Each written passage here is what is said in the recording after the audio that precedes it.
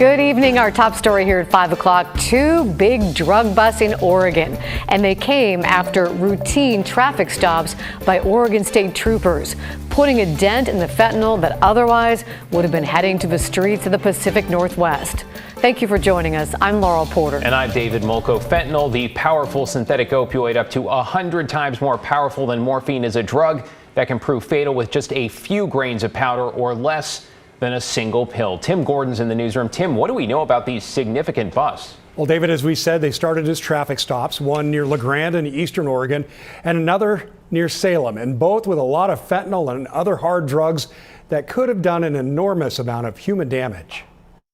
A lot of fentanyl and other dangerous drugs off the street in the past week. Starting in La Grande last Friday morning, where an OSP trooper noticed criminal activity during a traffic stop. A search turned up 100,000 counterfeit oxycodone pills containing fentanyl, 2 pounds of powdered fentanyl, and 6 pounds of cocaine. A 36-year-old man from Glendale, Arizona, is now facing drug trafficking charges. This type of crime is a federal offense, and prosecutors are seeing a lot of it. I mean, I've been a prosecutor now for about 25 years. And this is absolutely a crisis. Scott Kieran is an assistant U.S. attorney for the District of Oregon. He says they are serious about making those who are trafficking fentanyl pay. We're coming for you. This is an all hands on deck. I mean, our U.S. attorney is absolutely committed to the disruption, the prosecution of fentanyl. The U.S. Attorney's Office will also be handling the prosecution of another drug bust from a traffic stop near Salem just last Sunday.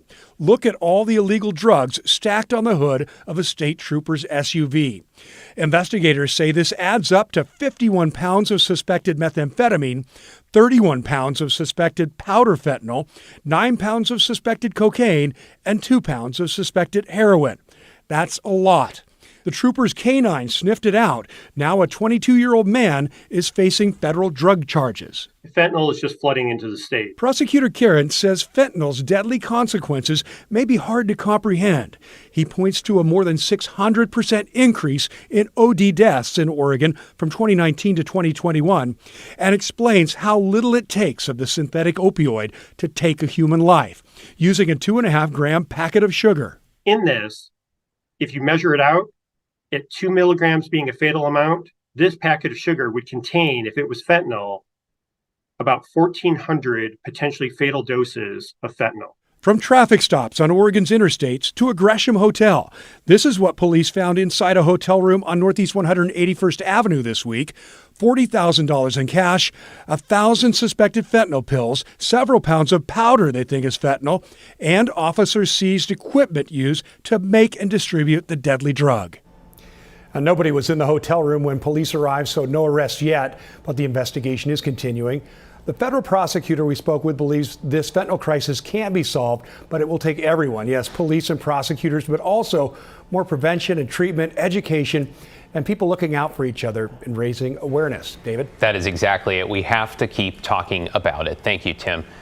We have an update this evening on a pit bull that mauled a Portland runner last week. Multnomah County Animal Services say they now believe that same dog attacked another dog in February. Kara Bloom says she was walking her dog Rocky near Southeast Clinton Street and 27th Avenue.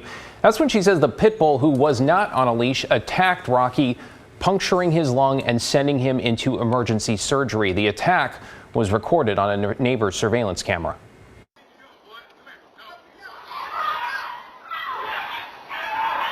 And I looked down, and this dog was over my dog, and immediately just grabbed him from the top and started digging into him. Well, Bloom says she confronted the pit bull's owner, Jesse Miller, after that attack back in February, though it wasn't until the attack last week that Multnomah County Animal Services took Miller's dog. They decided to give Miller's mother custody of the dog for a 10-day quarantine period. But Miller took the dog back without permission. Animal Services has now changed that quarantine policy.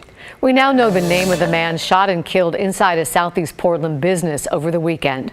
His name is Zachary Freeman, and he leaves behind a large family, including 3 brothers. They spoke with our Mike Benner today, who joins us from outside Portland Police Headquarters. And Mike, you also have an important update on this case.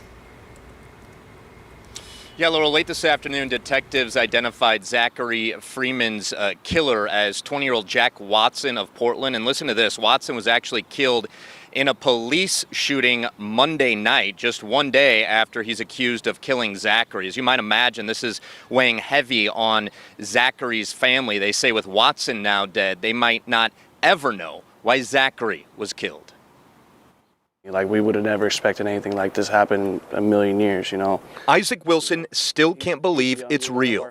It being the shooting death of his little brother, Zachary Freeman. You know, this is my baby brother, you know, and just something like this is just beyond me. Zachary was shot and killed Sunday morning inside a business near Southeast 52nd and Foster. Family says detectives have shared very little about the shooting.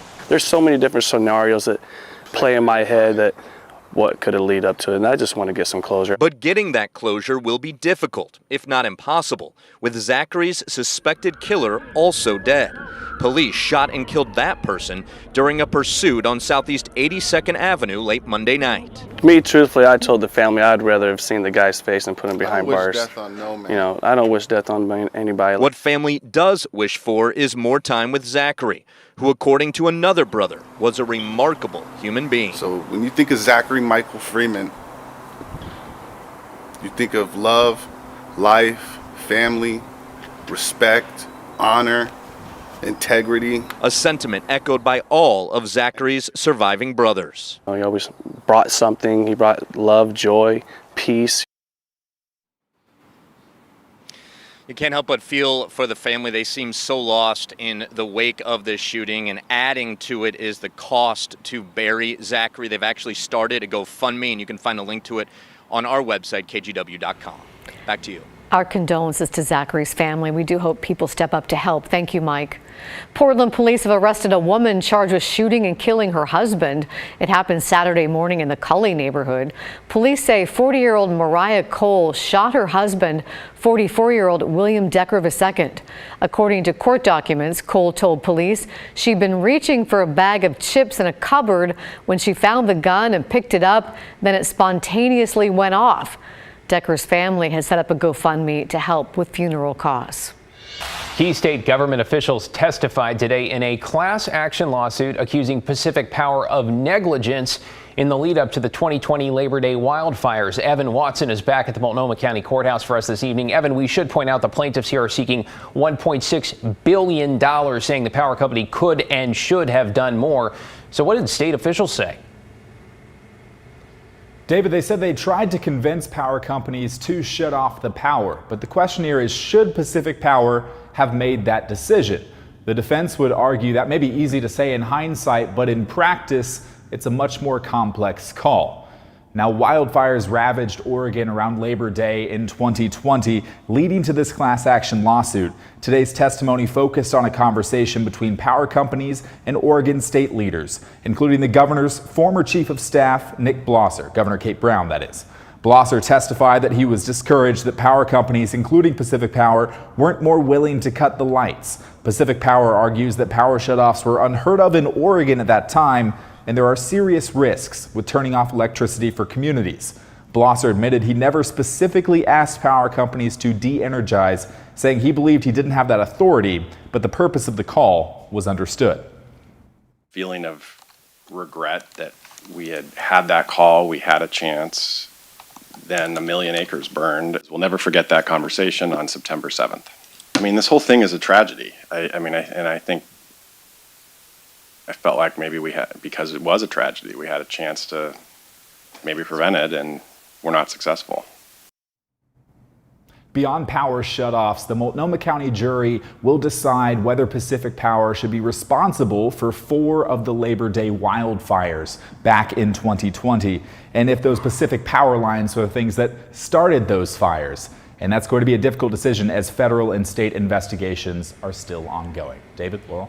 And as you've told us, this trial could go on for 7 weeks, so we'll be watching. Thank you, Evan. Now to the early results from Southwest Washington's special election. On the ballot, replacement levies for the Washougal and Woodland school districts. In Washougal first, voters are saying yes to the capital improvement levy. It's ahead 56-43. The district says the money will fund health and safety improvements. A second levy in Washougal is also passing right now. It would pay for library jobs, athletics, and custodians. And in the Woodland School District, the replacement levy is the closest race by far. It is currently failing 50.3% to 49.7%. That is a difference of only 21 votes. The district says if it passes, it would prevent $3 million in cuts. Now, keep in mind, these results are not final yet. We'll keep you updated. Bit of a nail biter there. Meanwhile, ballots for a special election in Oregon are in the mail unless you're registered in Multnomah County. That's because of an error with the May 16th ballot. Nearly all of the ballots, more than 500,000, will need to be reprinted. The county expects to have a fixed version in the mail next Tuesday. That's about a week behind schedule. The deadline to register to vote has passed.